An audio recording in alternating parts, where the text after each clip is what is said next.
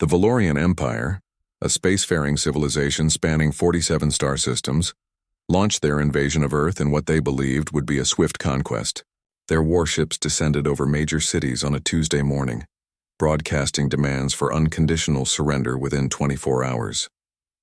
The aliens, a tall crystalline species standing nearly 8 feet tall, considered themselves the galaxy's dominant force. Humanity, they concluded, would fall in less than 3 days. Admiral Marcus Hayes, a career military officer with 30 years of experience, immediately coordinated with world leaders and activated emergency protocols. Instead of panic, Earth's response was unified defiance. The nations of the world set aside their differences and formed the United Earth Defense Force. Sarah Mitchell, a brilliant aerospace engineer, began converting every available technology into weapons. Her underground facility in Colorado became the heart of human resistance. The first wave of Valorian fighters met Earth's makeshift defenses with shocking results. The aliens had underestimated human ingenuity and resourcefulness. Conventional nuclear weapons, satellite technology, and even repurposed commercial aircraft became devastating tools in human hands. The Valorians suffered their first significant losses in 3 centuries of conquest. Their commanders, stunned by the resistance, demanded reinforcements from the home world. Marcus and Sarah realized that humanity could not win through direct military confrontation. The Valorian war machine was too advanced. Instead, they developed a daring strategy: infiltrate the alien command structure, expose divisions within their empire, and turn their own factions against each other. A special operations team was assembled, led by Lieutenant Jack Cooper, a former intelligence officer with nerves of steel. The part concludes with Earth's first successful capture of an alien soldier and the beginning of humanity's counteroffensive. Jack Cooper led a team of 12 elite soldiers into the heart of the Valorian battleship orbiting Earth. They moved through corridors of crystalline walls, using captured Valorian technology and hacked access codes. Inside, they discovered something shocking.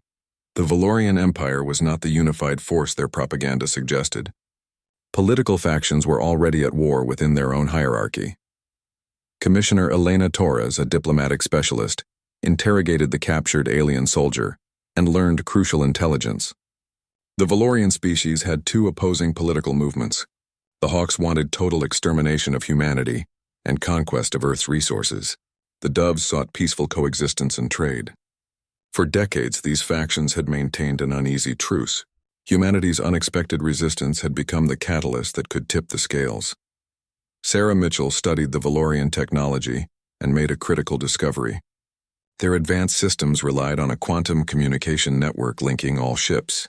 If humanity could insert corrupted data into this network, they could sow confusion and create mistrust among the invasion fleet. The technical challenge was immense, but Sarah believed it could be done. Jack's team successfully sabotaged the central communication hub aboard the flagship. They planted false military reports suggesting that the Dove faction was negotiating secret peace treaties with Earth behind the Hawks' backs. They fabricated evidence that resources were being diverted from the invasion effort. The misinformation spread through the Valorian command structure like wildfire. Meanwhile, Admiral Marcus coordinated simultaneous strikes at 3 invasion fleets, targeting their command centers. The coordinated human attacks, combined with the planted misinformation, created chaos within the Valorian forces. Ships began refusing orders. Supply lines were questioned. The invasion, which had seemed so coordinated just weeks earlier, began to fragment. Back on the Valorian homeworld, Chancellor Victoria Hayes, the powerful leader of the Dove faction, used the chaos to her advantage. She publicly questioned the invasion's purpose and presented evidence of the betrayal being carried out by the Hawks. Her skilled political maneuvering, combined with the apparent failures on Earth, convinced the Imperial Council to demand an explanation from Supreme Commander Vex of the Hawks. Commander Vex found himself isolated. His invasion force was suffering unprecedented losses. His authority was being questioned. Worst of all, evidence seemed to prove that his rival faction was sabotaging him. He issued desperate orders to annihilate Earth and return home with whatever he could salvage. But many of his own officers were losing faith. On Earth, Sarah Mitchell and her team continued their technological warfare. They intercepted Valorian communications and used Elena Torres's deep understanding of alien culture to craft messages that deepened existing divisions. They portrayed the Hawks as reckless and the Doves as wise. They highlighted the military failures and questioned whether conquering Earth was worth the cost.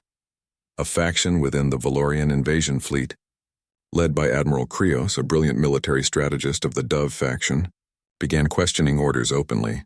He refused to destroy civilian population centers, calling the tactics wasteful and contrary to galactic law. When Supreme Commander Vex ordered his execution, Admiral Krios led a mutiny. His ships broke formation and refused further engagement with Earth's forces. Jack Cooper negotiated a remarkable truce with Admiral Krios. In exchange for allowing his ships to return home, Krios would provide intelligence about the Hawks' weaknesses and falsify reports of Earth's devastating military capabilities. The human lieutenant and the alien admiral formed an alliance that shocked both their peoples. With Krios's fleet defecting and the Doves gaining political power at home, the Valorian Empire faced unprecedented crisis. The invasion began to collapse. Several more Valorian commanders, seeing the writing on the wall, secretly negotiated their own retreats with Earth's forces. The Valorian Empire imploded with terrifying speed. Back on their homeworld, the Dove faction used the military crisis to consolidate power. Chancellor Victoria declared a full investigation into what she called the Hawks' reckless war crimes. Public opinion turned decisively against the invasion. Thousands of Valorians, learning of their losses and the true state of affairs, demanded the military withdraw. Supreme Commander Vex, realizing his defeat, attempted a desperate final assault on Earth. His remaining fleets were met by a coordinated strike force combining human weapons with tactical information provided by Admiral Krios and his defected forces. The final battle lasted 4 days. In the end, the last of the Valorian invasion fleet was destroyed or forced to retreat. Admiral Marcus Hayes stood before the United Nations and declared Earth's victory. But he emphasized that this was a triumph born from unity and innovation, not aggression. He proposed an unprecedented opportunity. Earth should use this moment not for revenge, but for rebuilding and establishing new relationships in the galaxy. Sarah Mitchell's weapons technology became obsolete overnight. Instead, she pivoted to researching peaceful applications of captured Valorian science. Her team began developing technologies that could benefit all humanity: fusion reactors, advanced medical systems, and clean energy solutions. The tools of war became instruments of progress. Elena Torres was appointed as Earth's first ambassadorial liaison to the galactic community. She negotiated formal peace treaties with the now dominant Dove faction of the Valorian Empire. More importantly, Earth discovered that there were other species in the galaxy who had also suffered under Valorian aggression.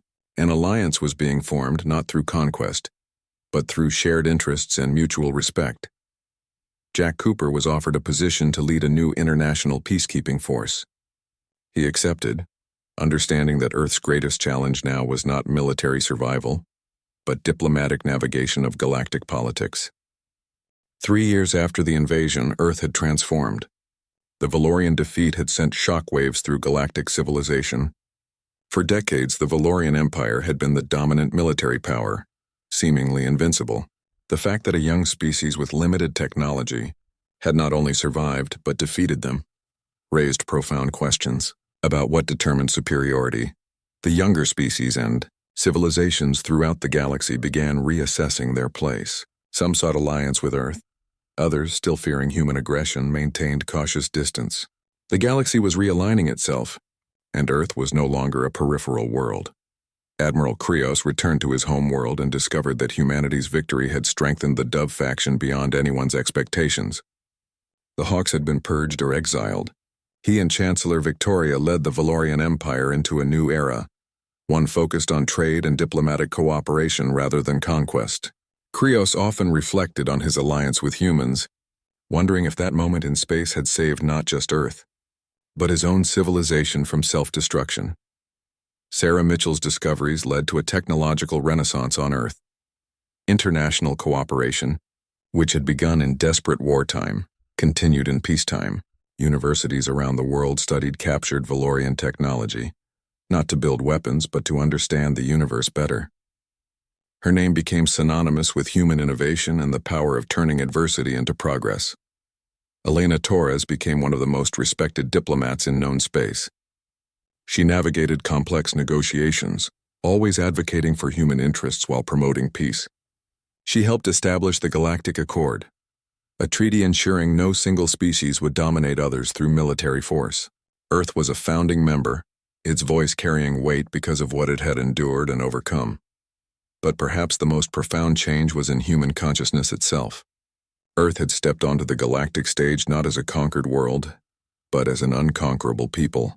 The species that had nearly destroyed itself through wars and divisions had unified in its darkest hour. They had proven that resourcefulness, unity, and refusal to surrender could overcome seemingly impossible odds.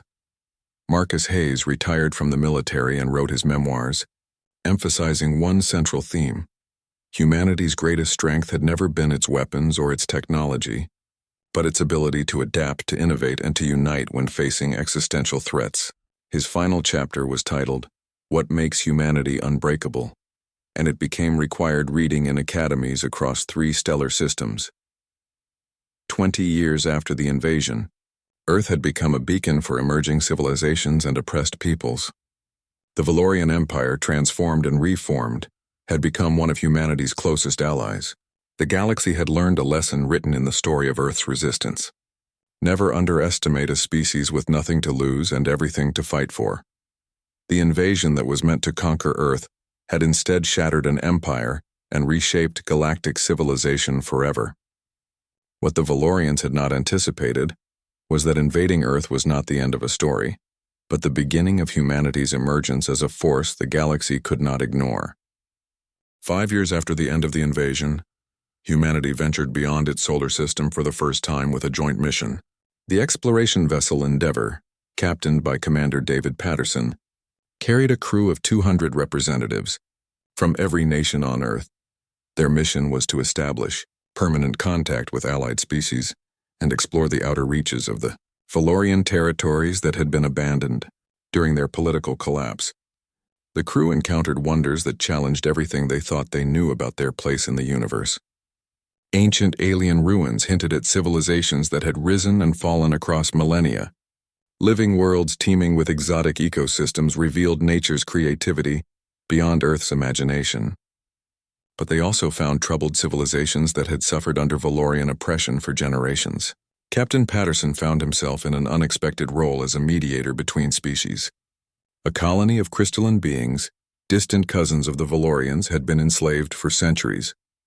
With help from Earth's contingent and the support of Chancellor Victoria's reformed government, the colony was liberated. News of this act of compassion spread throughout the galaxy, faster than light-speed communications could carry. Sarah Mitchell, now leading Earth's Scientific Council, received data from the Endeavour about technologies and scientific principles beyond human comprehension. She dedicated herself to unlocking these mysteries, not for military advantage but for the advancement of all conscious life in the galaxy. Her research institute on the Moon became a collaborative hub, where scientists from 7 different species worked together peacefully. Elena Torres faced an unexpected crisis when a splinter faction of Valorian hawks attempted to retake power.